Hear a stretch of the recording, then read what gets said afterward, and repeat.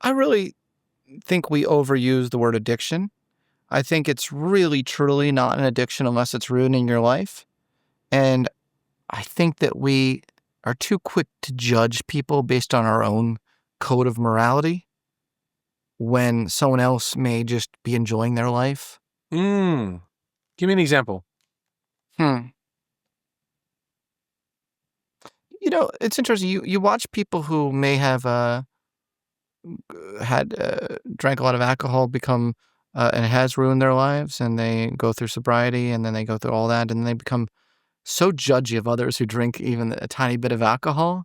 And it's like, okay, like that other person is not addicted, so why are you trying to ruin their life too?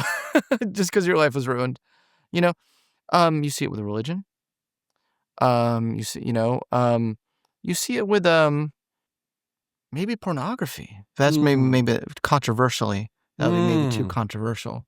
Yeah, I'm always hearing a little, like, I don't really pay attention to most of those conversations, but there's a bit of cosmic microwave background radiation. I'm always chatting about pornography addiction and how it's quite problematic for young teenage boys. Apparently, I think we overuse the word addiction. Yeah. I think that we just really need to allow that different people have different ways of bringing themselves pleasure that don't cause harm to others. And if it's not ruining their lives, it is not technically an addiction.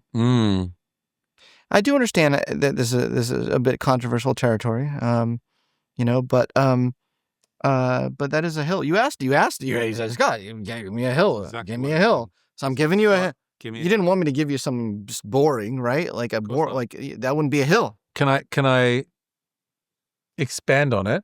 Yeah. Notice I didn't say double click. And say, would you put anxiety in that same camp? Maybe. Would you put ADHD in that camp? Yeah, I would.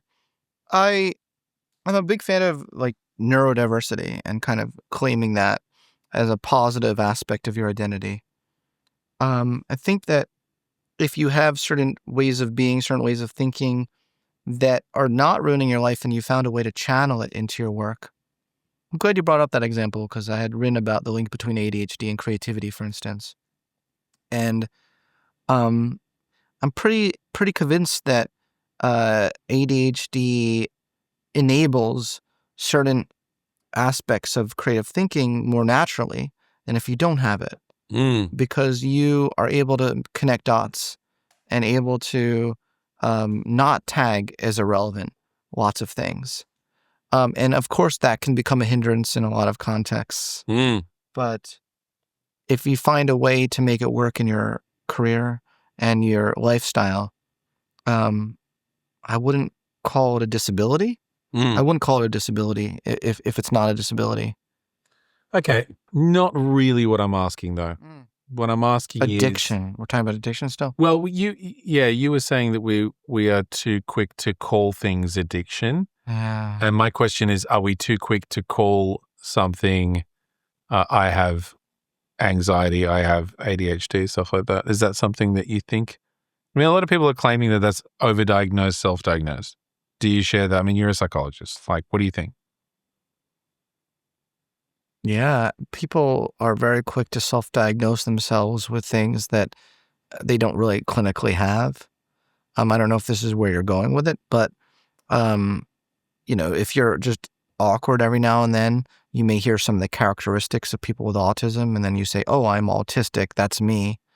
And it's like, no, I mean, all these things are parts of humanity. We can find ourselves. The truth is, we can find ourselves in a description of any DSM mental disorder. They're all just a kaleidoscope of. That's true. There's a sort of astrological aspect to which you could actually build in many characteristics of your own life if you were so inclined. Psychopathy is one as well. I mean, we love saying that, oh, they're such a psychopath. And like, really, you've never lied before to get something you want. You've never really gotten a thrill from someone else's pain. like I'm not saying that makes you a card-carrying psychopath, No, but no, I'm no, no. saying a lot of people who are self-diagnosing themselves, especially youth, I think there's this tendency to identify with a victim sort of identity on social media to get likes and attention. Well, that's what I was kind of getting Yeah, at. there's a peer pressure. You can it- get addicted. That's one inroad to the word addiction. Yeah. You can get addicted to the likes and the sort of excitement of getting that attention for a victim identity. I think that's very true. And I noticed recently, in the past couple of years, It took me a while to get there. That's okay. To your point. There's something called editing. Yeah, is it DID, dissociative identity disorder? I've noticed a lot more people on my social media feed identifying as having that. And I can't help but think to myself, like, to what extent is this, like, has this always been the case and now they feel that they are comfortable enough to be open with it? Or is this a case of self-diagnosing? Or is this a case, as you said, of the more I talk about this particular thing, the more I'm rewarded in the social media landscape, like, and if it is the latter, if it is what you're suggesting, like, that doesn't sound productive on a population scale level, don't you think? No, it's not productive. And it's, in a lot of ways, we're inhibiting our higher potential. We're not seeing our higher potential as a species if we only focus on what's broken about us. And we don't, there's also something not incredibly inspiring about that. We don't want to lose our inspiring characters of society, people who've overcome the hardships and show us how that's possible.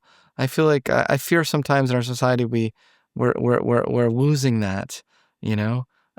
Students are applying to colleges not talking about how much they've overcome, but talking about how much they've suffered. Do you think, to kind of, if I were to attempt to sort of steelman that position, Steelmanable. Would it be, I'm applying to this university despite hardships that I have overcome, and this is my opportunity. Yeah, but they haven't overcome anything. Yeah, well, this is my opportunity to overcome them.